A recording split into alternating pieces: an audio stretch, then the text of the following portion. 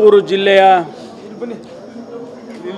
ಶಾಸಕರನ್ನು ಮತ್ತು ಸಚಿವರುಗಳನ್ನು ಮುಖ್ಯಮಂತ್ರಿಗಳು ಇವತ್ತು ಕರೆದಿದ್ದರು.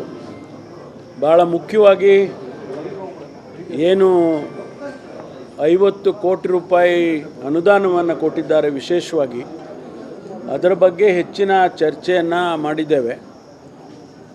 ಮತ್ತು ಅದರಲ್ಲಿ PWDಗೆ ಎಷ್ಟು ಹಣ ಕೊಡಬೇಕು ಮತ್ತು ರೂರಲ್ ಡೆವಲಪ್ಮೆಂಟ್ಗೆ ಕೊಡಬೇಕು ಮತ್ತು ಶಾಸಕರ ಡಿಸ್ಕ್ರಿಷನ್ಗೆ ಎಷ್ಟು ಕೊಡಬೇಕು ಹಾಗೆ ಅಂತೇಳಿ ಅದನ್ನೆಲ್ಲ ಚರ್ಚೆ ಮಾಡಿದ್ದೀವಿ.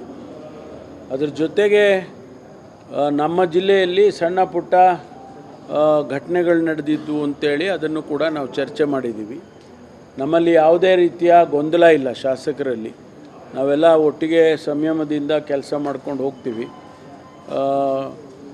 ಮುಂದಿನ ಅಭಿವೃದ್ಧಿ ದೃಷ್ಟಿಯಿಂದ, ಜಿಲ್ಲೆಯ ಅಭಿವೃದ್ಧಿ ದೃಷ್ಟಿಯಿಂದ ನಾವೆಲ್ಲ ಒಟ್ಟಿಗೆ ಕೆಲಸ ಮಾಡಬೇಕು ಅಂತೇಳಿ ಮುಖ್ಯಮಂತ್ರಿಗಳು ಕೂಡ ತಿಳಿಸಿದ್ದಾರೆ.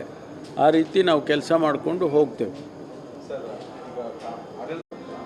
ವಿಪಕ್ಷ ಶಾಸಕರು ಪ್ರಶ್ನೆ ಮಾಡ್ತಾ ಇದ್ದಾರೆ, ಬಿಜೆಪಿ ಮತ್ತು ಜೆಡಿಎಸ್ನ ಎರಡೂ ಪಕ್ಷದ 224 ಜನರಿಗೂ ಕೂಡ ಸಿದ್ದರಾಮಯ್ಯ ಅವರು ಮುಖ್ಯಮಂತ್ರಿ, ಕೇವಲ ಆಡಳಿತ ಪಕ್ಷದ ಶಾಸಕರ ಸಭೆ ಕರೆದು ಅವ್ರಿಗಷ್ಟೇ ಅನುದಾನ ಕೊಡೋದು ಎಷ್ಟು ಮಾತ್ರ ಸರಿ ಅನ್ನೋ ಪ್ರಶ್ನೆ. ಇಲ್ಲ, ಅದು ಅನುದಾನ ಕೊಡೋದ್ರಲ್ಲಿ ಅವರು ಹೇಳಿದ್ದಾರೆ ಈಗಾಗಲೇ ಮುಖ್ಯಮಂತ್ರಿಗಳು. ಹಿಂದೆ 25 ಕೋಟಿನೋ 30 ಕೋಟಿನೋ ಏನೋ ಕೊಡಬೇಕು ಅಂತೇಳಿ ತೀರ್ಮಾನ ಮಾಡಿದ್ದಾರೆ. ಜೊತೆಗೆ ಆಡಳಿತ ಪಕ್ಷದವರು ಸ್ವಾಭಾವಿಕವಾಗಿ ಸರ್ಕಾರ ನಡೆಸ್ತಕ್ಕಂಥವ್ರು, ಅದಕ್ಕಾಗಿ ಅವ್ರನ್ನ ಕರೆದು ಮಾತಾಡಿದ್ದಾರೆ.